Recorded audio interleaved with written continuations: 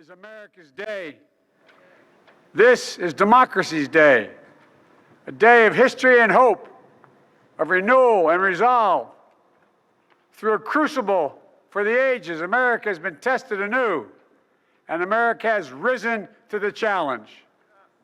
Today, we celebrate the triumph not of a candidate, but of a cause, the cause of democracy.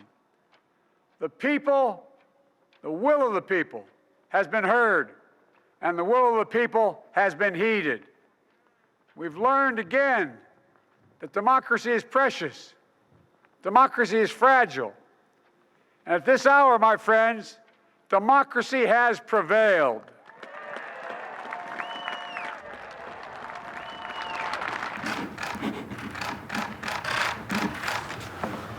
The President wrote a very generous letter. It's because it was private. I will not talk about it until I talk to him, but it was generous. Well, the President has made clear that he believes that through follow-on diplomacy, the United States should seek to lengthen and strengthen nuclear constraints on Iran and address other issues of concern. Iran must resume compliance with significant nuclear constraints under the deal in order for that to proceed. Good afternoon. One of our 100-day challenges is asking the American people to mask up for the first 100 days, the next 99 days. The mask have become a partisan issue, unfortunately, but it's a patriotic act. A lot of America is hurting. The virus is surging. We're 400,000 dead, expected to reach well over 600,000. Families are going hungry. People are at risk of being evicted. Job losses are mounting again. We need to act. No matter how you look at it, we need to act. If we act now, our economy will be stronger in both the short and long run.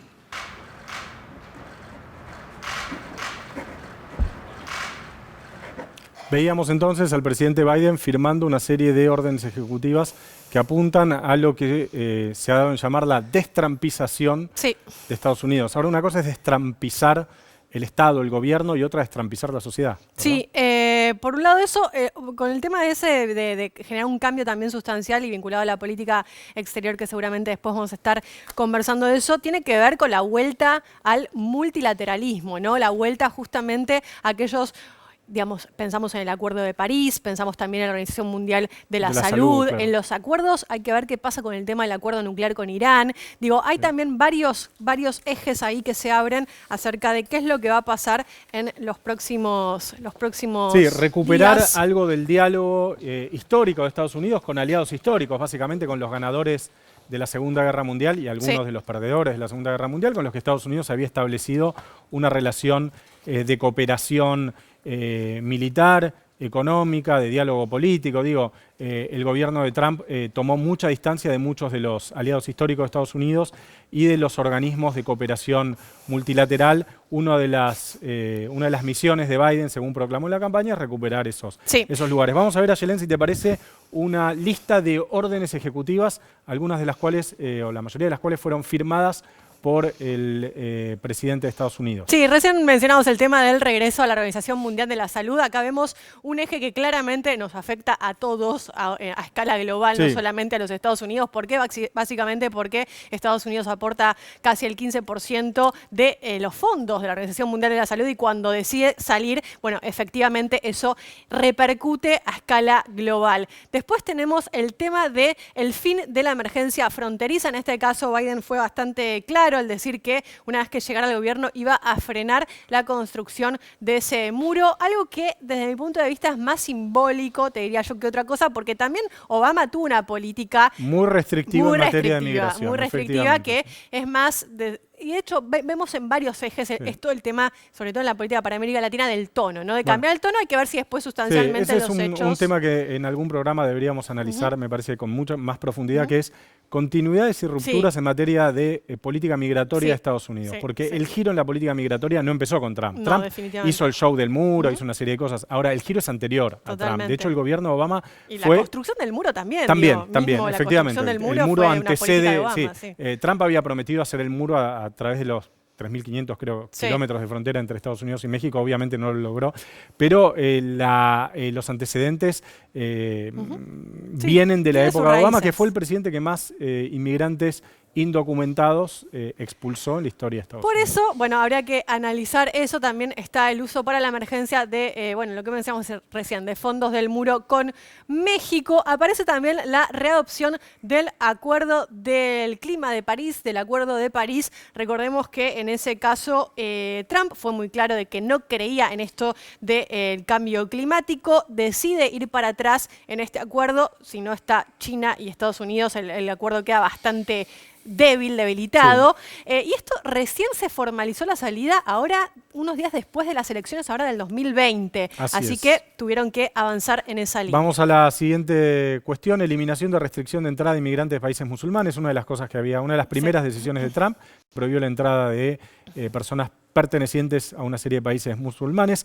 En materia de lucha contra la pandemia, barbijo y distanciamiento social por 100 días, una de las decisiones que tomó Biden.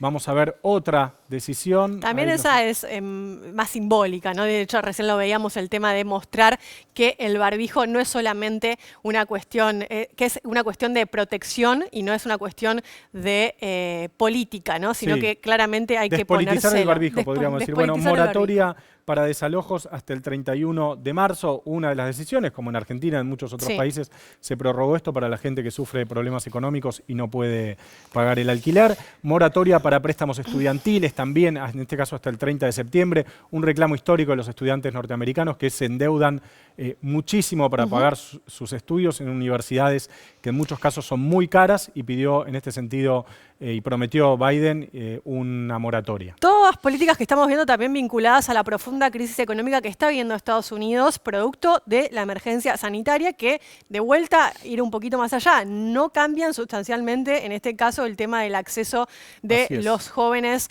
a la educación universitaria, ¿no? Que es algo que deberían también avanzar en esa Estas dos que vienen ahora tienen que ver con el cambio climático: revocación del oleoducto Keystone XL, un oleoducto gigantesco que partía desde Canadá y que fue muy criticado por su impacto ambiental, y la revocación de los permisos de extracción de gas y petróleo en áreas protegidas. Sí, así es.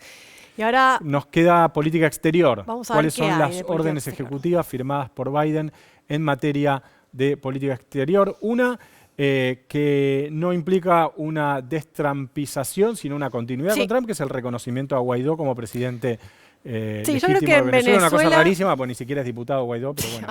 Ahora le quedó eso, ni siquiera es diputado. Pero ahora, bueno, yo creo que eso va a haber, como decís, ¿no? Una continuidad que no creo que vaya a cambiar sustancialmente. Sí creo, insisto, en que va a haber un cambio de tono en esto, ¿no? De que va a haber una política o un discurso menos confrontativo. Y sí están hablando igual también de que pueden haber canales de diálogo y mesas de negociación entre el gobierno de Nicolás Maduro y el gobierno demócrata, también para ver cómo destraban esa situación, porque básicamente por el tema de las sanciones económicas. Venezuela tiene una intención muy clara, que es ver cómo levanta eso, ¿no? Bien, apoyo al ingreso de Georgia a la OTAN, otro de los cambios posibles. Búsqueda, este es un punto muy estratégico, que es la posibilidad de recrear el acuerdo 5+1 con Irán, que se firmó en época de Obama y que Trump canceló de un plumazo. Vos sabés, José, que en el día de ayer el canciller iraní sacó una nota bastante fuerte con esto, tratando de plantar posición de cuál es, digamos, su objetivo. Su objetivo es ir a lo que habían firmado durante la presidencia de Obama y que no le pidan mayores concesiones, y de esta manera también levantar las sanciones económicas contra Irán. Eso es posible que se avance en esa línea porque, digo, es una política también de la anterior gestión demócrata. Presión a Arabia Saudita para terminar la guerra en Yemen, otro de los puntos. Solución de 2 estados en el conflicto Israel-Palestina, da para hablar 6 programas seguidos, con esto pasémoslo rápido. Y finalmente, extensión del Tratado START 3 de armas nucleares. Estas son algunas de las cambios, algunos de los principales cambios en materia de política exterior que se empezarían a implementar, se están empezando a implementar a partir del cambio de mando y de la asunción de Joe Biden como presidente de Estados Unidos. Vamos ahora a conversar de estos temas y de otros temas seguramente relacionados con Estados Unidos con este invitado.